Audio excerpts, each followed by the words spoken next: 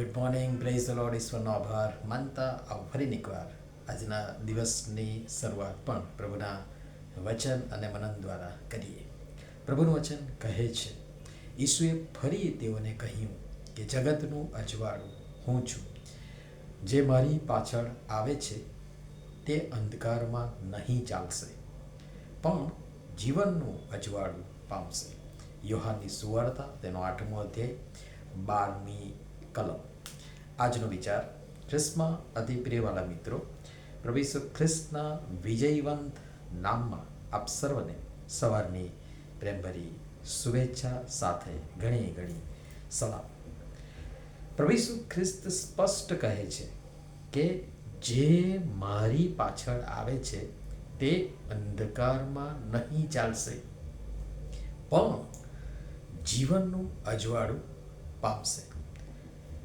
જો આપણે ખરેખર ઢોંગ નથી કરતા, આડંબર નથી કરતા કે દેખાડો નથી કરતા ને પ્રભુ ઈસુ ખ્રિસ્ત પર વિશ્વાસ કરીએ છીએ, તો આપણે એટલે કે માણસ કે માણસનો પાપી સ્વભાવ મુજબના અપલક્ષણો નહીં, કુઈચ્છાઓ નહીં, કિંતુ પાઉલ કહે છે તેમ મારામાં હું નહીં પણ ખ્રિસ્ત જીવે છે, એ મુજબ એ પ્રમાણે મારામાં પણ ખ્રિસ્ત જીવવા જોઈએ. હું નહીં, સુનિલ નહીં, પણ પ્રભુ ઈસુ ખ્રિસ્ત જીવવા જોઈએ.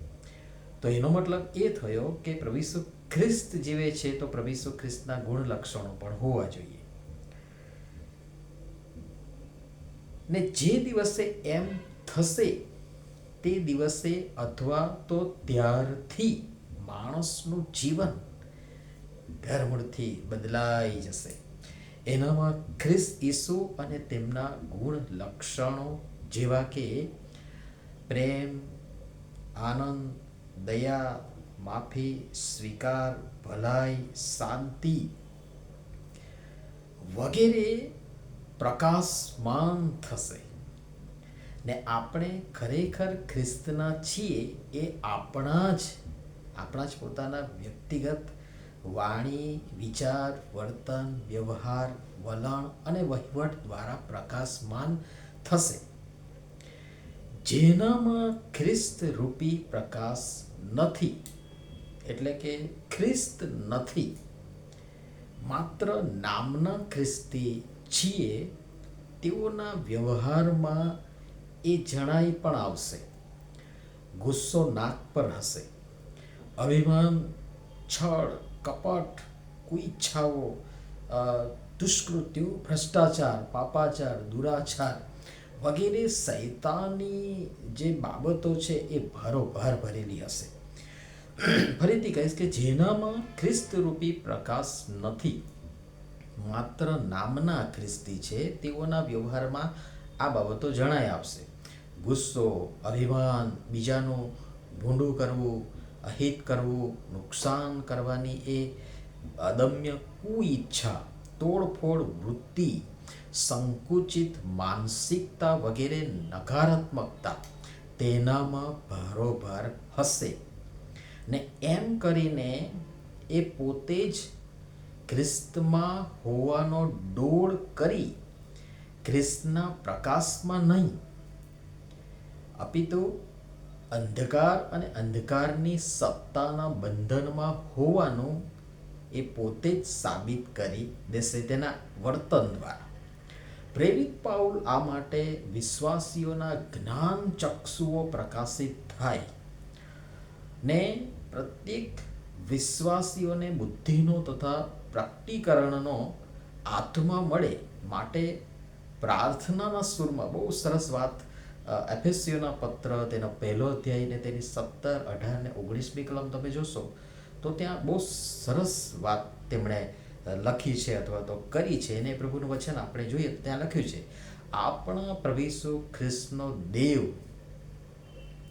મહિમાવાન પિતા પોતાને વિશેના જ્ઞાનને સારું બુદ્ધિનો તથા પ્રકટીકરણનો આત્મા તમને આપે અને તમારા જ્ઞાન ચક્ષુ પ્રકાશિત થાય કે જેથી તેના નોતરાની આશા સી છે, પવિત્રોમાં તેના વારસાના મહિમાની સંપત્તિ સી છે અને તેની મહાન શક્તિના સામર્થ્ય પ્રમાણે આપણ વિશ્વાસ કરનારાઓમાં તેની શક્તિનું મહત્વ શું છે તે તમે જાણો. બહુ જ ગહન, ઊંડી અને માર્મિક ન સમજાય પણ પ્રભુ પવિત્ર આત્માના પ્રકાશમાં માર્ગદર્શન હેઠળ બાબતને સમજવા માટે પ્રયાસ કરશો તો ગજબનું શિક્ષણ તેમાં સમાયેલું છે.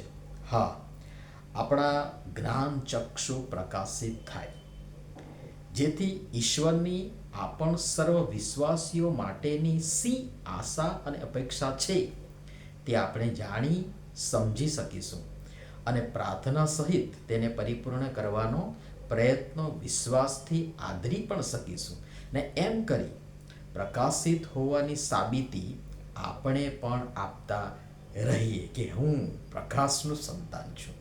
પ્રભુ ઈસુ ખ્રિસ્તે કહ્યું છે કે હું જગતનો અજવાળો છું, તમે જગતનો અજવાળો છો અને એ અજવાળો હું ને તમે પણ બનીએ. વચન પ્રમાણે પાઉલની જે પ્રાર્થના સાથેની અભિલાષા અને આપણ સર્વ વિશ્વાસ કરનારાઓ માટેની જે અદમ્ય ઈચ્છા છે તે જોવા અને સમજવા પરમેશ્વર આપણ સર્વની સહાયતા મદદ કરો. વધુ આવતીકાલે જોઈશું. પ્રાર્થના કરીએ. પ્રેમાળ પિતા, આપની અમારા માટેની ઈચ્છા અને યોજનાને પ્રેરિત પાઉલની સર્વ વિશ્વાસીઓ માટેની કરેલી પ્રાર્થનામાં જે લાગણી છે કે અમને આપના તરફથી બુદ્ધિ તથા પ્રકટીકરણનો આત્મા મળે ને અમારા જ્ઞાન ચક્ષુ પ્રકાશિત થાય જેથી અમે આપની અમારા માટેની આશા અને અપેક્ષા જાણી સમજી શકી તેને બોજ તથા દર્શન સાથે પ્રાર્થના સહિત પૂરી કરી આપનો મહિમા કરીએ. કૃપા કરીને એવું થવા દો. પ્રભુ ઈસુના નામમાં આમેન. ધન્યવાદ.